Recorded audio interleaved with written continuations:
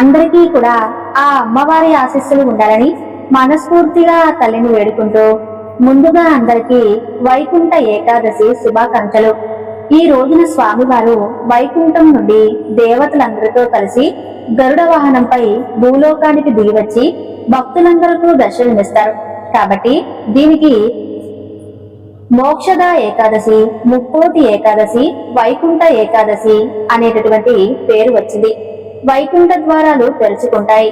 అందుకే దీన్ని స్వర్గద్వారం అని అందరూ అంటూ ఉంటారు. ఒకనాడు కృతాయుగంలో పూర్వం ఒక ముర అనేటువంటి ఒక రాక్షసుడు చంద్రావతి నగరాన్ని రాజధానిగా చేసుకుని పరిపాలిస్తూ ఉన్నటువంటి కాలంలో దేవతలందరూ కూడా అతని చేతిలో చాలా ఇబ్బందులు పడుతూ ఉంటారు.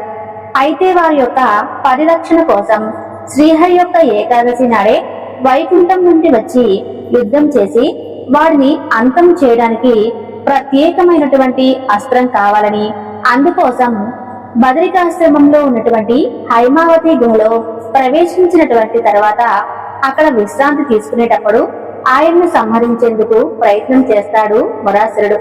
ఇక అప్పుడు శ్రీహరి శరీరం నుండి ఉద్భవించినటువంటి ఒక శక్తి తన యొక్క కంటి చూపుతో ఆ మురను కాల్చివేస్తుంది. అప్పుడు ఆ శక్తికి ఏకాదశి అనేటటువంటి పేరు పెట్టి ఏదైనా కానీ వరాన్ని కోరుకోమని అడుగుతాడు శ్రీ మహావిష్ణువు. ఏకాదశి నాడు ఉపవాసం ఉన్న వారి యొక్క పాపాలన్నీ కూడా పోతాయని చెప్పి వరం ఇవ్వమని కోరిందట ఆమె. అందువలన ఈ రోజు బియ్యంతో చేసినటువంటి ఎలాంటి ఆహారం తినకూడదు అని ఏకాదశి వరాన్ని కోరుకుంటుంది. ధాన్యంతో చేసినటువంటి ఏ ఆహారం తినకూడదు అని అంటారు. ఇంకా శక్తి కలిగిన వారైతే అసలు ఈ రోజు జలం కూడా తీసుకోకుండా ఉంటారు. అలా ఏకాదశి రాత్రి జాగరణ చేయాలి. స్వామివారి యొక్క కథలను వినడం, చదవడం లేదంటే చూడటం వలన మంచి ఫలితం ఉంటుంది. కాబట్టి వైకుంఠ ఏకాదశి రోజు విష్ణువును దర్శించిన వారికి పునర్జన్మ ఉండదు అని చెప్పి శాస్త్ర ప్రవచనం. అలాగే ఎంతో పవిత్రమైనటువంటి ఈ రోజున ఈ కథను భక్తితో విని స్వామివారి యొక్క అనుగ్రహానికి పాత్రులవుదాం. పూర్వం పాంచాల దేశానికి పురియాషుడు అనేటటువంటి ఒక గొప్ప చక్రవర్తి ఉండేవాడు. ఆయన చాలా విద్యావంతుడు, పరాక్రమవంతుడు. అతని యొక్క ప్రజల యందు దయ కలిగినటువంటి వాడు. అయినప్పటికీ ఆయన చాలా వైభవంగా రాజ్య పరిపాలన చేస్తూ చాలా సంతోషంగా ప్రజలందరినీ కూడా చూసుకుంటూ ఉండేవాడు. చక్రవర్తికి సహజంగా ఉండేటటువంటి గుణాలు పుష్కలంగా ఉన్నందువలన ఆ రాజ్య ప్రజలు కూడా ఆయన్ను దైవంగా భావిస్తూ ఉండేవారు. అలా కాలక్రమంలో రాజ్యంలో చాలా పెద్ద కరువు వస్తుంది. పంటలు పండటం లేదు. వర్తకుల యొక్క వ్యాపారం కూడా సరిగ్గా సాగేది కాదు. రాజ్యం మొత్తం చాలా చిన్నభిన్నం అయిపోతుంది. అదంతా కూడా రాజు యొక్క ప్రార్థనే. రాజు అదృష్టం సరిగ్గా లేదు కాబట్టి మనకు కూడా ఇలా జరుగుతుంది అని చెప్పి ప్రజలందరూ కూడా అనుకుంటూ ఉంటారు. ఇక రాజు తన వద్ద ఉన్నదంతా కూడా ప్రజలందరికీ ఇచ్చి పరిస్థితిని కొంచెం చక్కదిద్దేందుకు ప్రయత్నిస్తూ ఉంటాడు. కానీ ఆ రాజు వైభవం మొత్తం ఖాళీ అయిపోయిన తర్వాత పరిస్థితులు మాత్రం ఏమాత్రం సరిపోవటం లేదు కదా. ఏమీ కూడా అందులో మార్పు కూడా వచ్చింది లేదు. అలా కొన్నాళ్లకు ఆ రాజుగారి యొక్క భవనంలో ఉన్నటువంటి వైభవాలన్నీ కూడా ఖాళీ అయిపోతాయి. ఇక పని వాళ్ళు కూడా వెళ్లిపోతారు. ఇక మంది మార్పులమంతా కూడా వారిని వదిలిపెట్టి వెళ్లిపోతారు. ఇక రాజు రాణి తప్ప ఆ భవనంలో ఇంకేమీ మిగలలేదు. ఆ యొక్క పురోయశుడికి శత్రులుండేవారు కాదు. కానీ రాజ్యం ఖాళీ అయిన తర్వాత ఆ శత్రురాజులు తమంతకు తామే పుట్టుకొచ్చారు. ఉన్నట్టుండి ఒక రోజున తమ రాజ్యం పైన దాడి చేశారు. అలా ఒక్కసారిగా తమ పైన శత్రులు దాడి చేసిన కారణంగా ఆ రాజు కూడా ఏమీ చేయలేక వాళ్ళ చేతికి చిక్కకుండా తన భార్య ప్రాణాలను కాపాడుకుంటే చాలు అని చెప్పి తన భార్యను తీసుకుని ఎప్పటికీ కూడా తెలియకుండా ఒక స్వరంగ మార్గంలో బయటికి వెళ్లిపోయి తమ ప్రాణాలను కాపాడుకుంటారు ఇద్దరు. అలా ఇద్దరూ కలిసి ఒక అడవిలోకి చేరుకుంటారు. ఇన్నాళ్ళు చాలా వైభవంగా బ్రతికినటువంటి వారు అడవిలో చాలా భయంకరమైనటువంటి కష్టాలను అనుభవిస్తూ ఉంటారు. అలా భార్య భర్తలు ఇద్దరూ కూడా చాలా బాధలు అనుభవిస్తూ ఉంటారు. ఎప్పుడూ కూడా కాయ కష్టం చేయనటువంటి ఆ శరీరం ఇప్పుడు కేవలం పోషణ కోసం కష్టపడాల్సి వస్తుంది. క్రూర మృగాల నుండి రక్షించుకోవాల్సినటువంటి పరిస్థితి ఏర్పడింది. అలా క్షణక్షణం భయపడిపోతూ జీవించాల్సినటువంటి పరిస్థితి ఎదురొచ్చింది. అయితే వీరు అడవిలో కష్టపడుతున్నా ఎవరు చూసినా వీళ్ళను మాత్రం కనీసం పలకరించేవారు కాదు.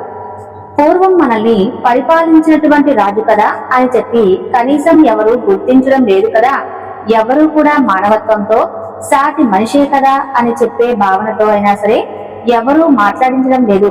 అంతకు మించి ఆ చూసిన వాళ్ళందరూ కూడా చేదరించుకుంటూ వెళ్లిపోయేవారు. మా పరిస్థితి ఇలా ఎందుకు ఉందా అని చెప్పి అనుకుంటూ ప్రతిరోజు కూడా బాధపడుతూ అలా జీవితాన్ని సాగిస్తూ ఉండేవారు. ఆ భార్యాభర్తలు ఇద్దరూ కూడా అలా 56 సంవత్సరాలు గడిచిపోయాయి. వాళ్ళిద్దరికీ కూడా తమకు ప్రతిరోజు కూడా భగవంతుణ్ణి ప్రార్థిస్తూ ఉంటారు. అయితే మాకు తెలిసినంత వరకు మేము ఇంతవరకు ఒక్కరిని కూడా బాధ పెట్టింది లేదు. చేతనైనటువంటి సహాయమే చేశాం, కానీ ఒక్కరితో కూడా పరుషంగా మాట్లాడింది లేదు. అసలు మాకెందుకు ఇలాంటి గతి పట్టించావు భగవంతుడా, మమ్మల్ని చూసే వాళ్ళు కనీసం ఒక్కరు కూడా లేరు, అసలు మాకు సహాయం చేయటం అటుంచి కనీసం మమ్మల్ని పలకరించే దాతలు కూడా ఎవ్వరూ లేరని చెప్పి వారి మనసులో భగవంతుణ్ణి ప్రార్థిస్తూ బాధపడుతూ ఉంటారు. అలా మనుషుల పలకరింపు కోసం మేమెంతగా మొహం పార్చిపోయామో మీకేం తెలుసు. మేం ప్రాణాలు పోగొట్టుకోవాలనుకున్నా కూడా అది మాకు కనీసం చేత కావటం లేదు. ఎందుకంటే తెలిసే ప్రాణాలు పోగొట్టుకోకూడదు కదా. మేము చదువుకున్నటువంటి జ్ఞానం మమ్మల్ని ఆ పని చేయనీయటం లేదని చెప్పి బాధపడుతూ ఏడుస్తూ ఉంటారు. వారి ప్రార్థన ఉన్నటువంటి శ్రీ మహావిష్ణువు వారి పైన దయ కలిగిందో ఏమో కాని ఆ పరమాత్మ ఒక బ్రాహ్మణ వేషంలో వాళ్ళిద్దరి వద్దకు వచ్చి తెల్లటి పంచను ధరించి ఆభరణాలతో ఎంతో ప్రకాశవంతంగా కనిపిస్తాడు. ఆయన వాళ్ళిద్దరి దగ్గరకు వచ్చి ఏమయ్యో బాగున్నారా అని చెప్పి పలకరిస్తాడు.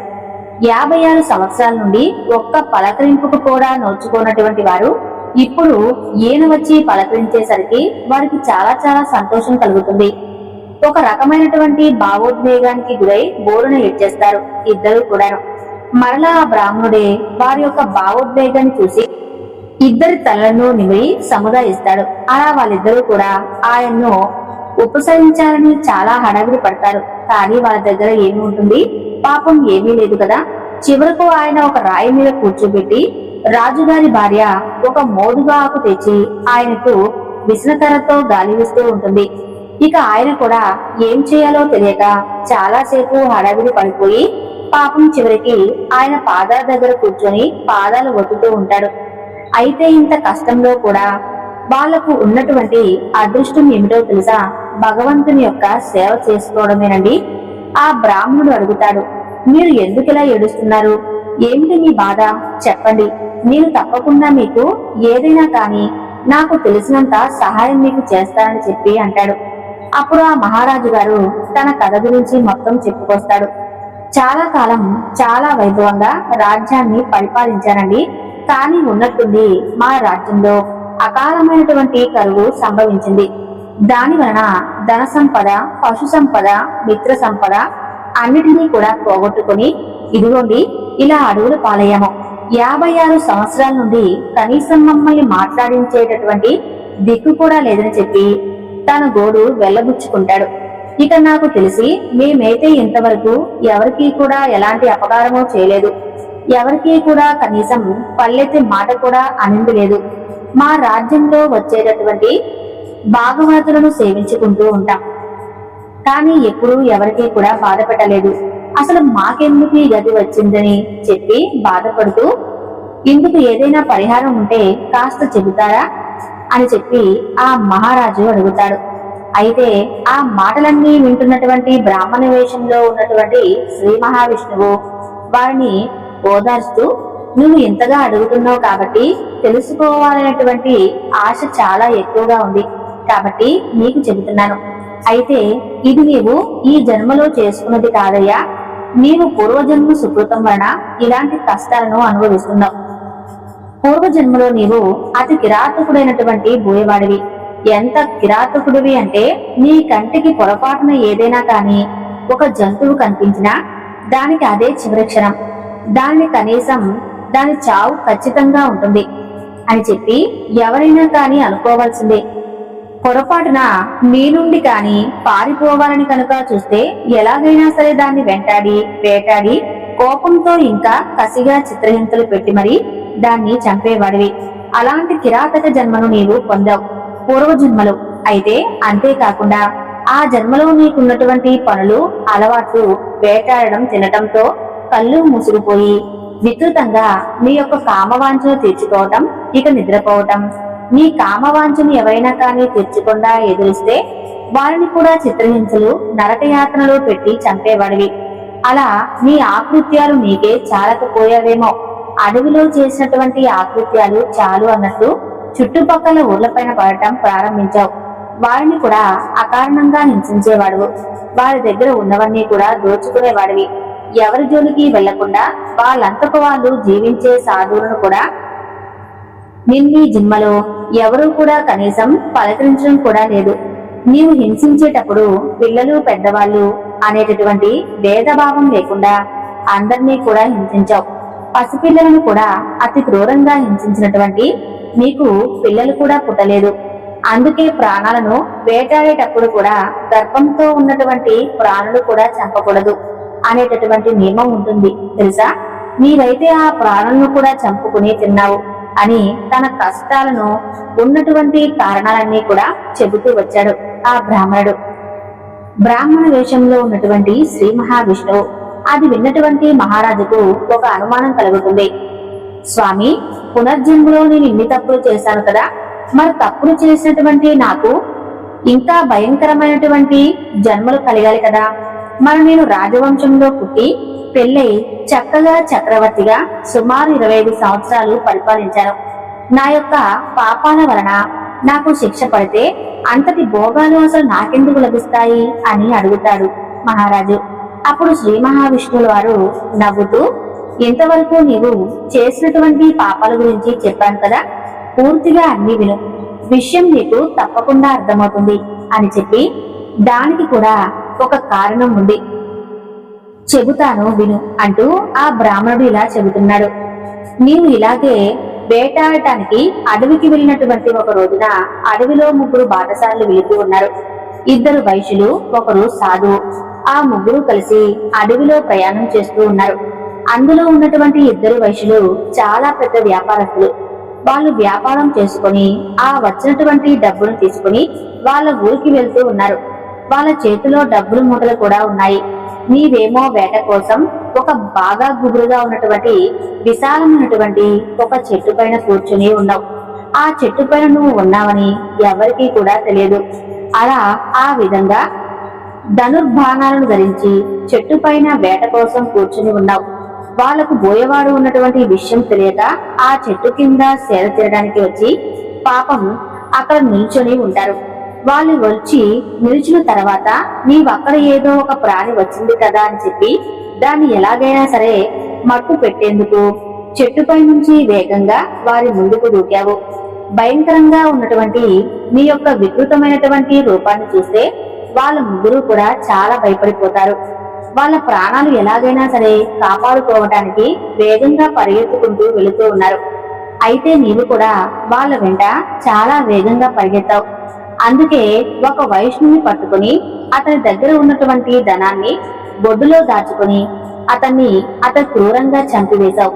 అది గమనించినటువంటి 2వ వైశ్యుడు తన దగ్గర ఉన్నటువంటి ధనాన్ని ఒక పొదలో పారవేసి భయంతో తన ప్రాణాలు ఎలాగైనా సరే కాపాడుకోవాలని చెప్పి పరిగెత్తుతూ ఉన్నాడు.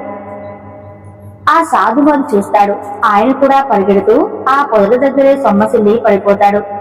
నీవు ఆ డబ్బులు పారేయడం చూశావు కాబట్టి అది ఎక్కడ పడిందో మాత్రం నీవు గమనించలేదు. కానీ డబ్బు ఎక్కడ పడిందో ఆ బ్రాహ్మణుడు చూస్తాడు. ఆ విషయం నీకు కూడా తెలుసు. ఇప్పుడు ఆ వైష్ణుని వెంట పడితే ఎలాంటి ప్రయోజనం లేదు కాబట్టి ఆ బ్రాహ్మణుడి దగ్గర ఏముందో చూస్తాడు.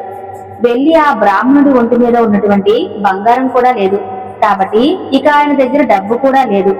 సాధువు కదా, ఏదీ పెట్టుకోలేదు. ఆయన దగ్గర ఉన్నటువంటి కేవలం ఒక భిక్ష పాత్ర కూడా పగిలిపోయింది.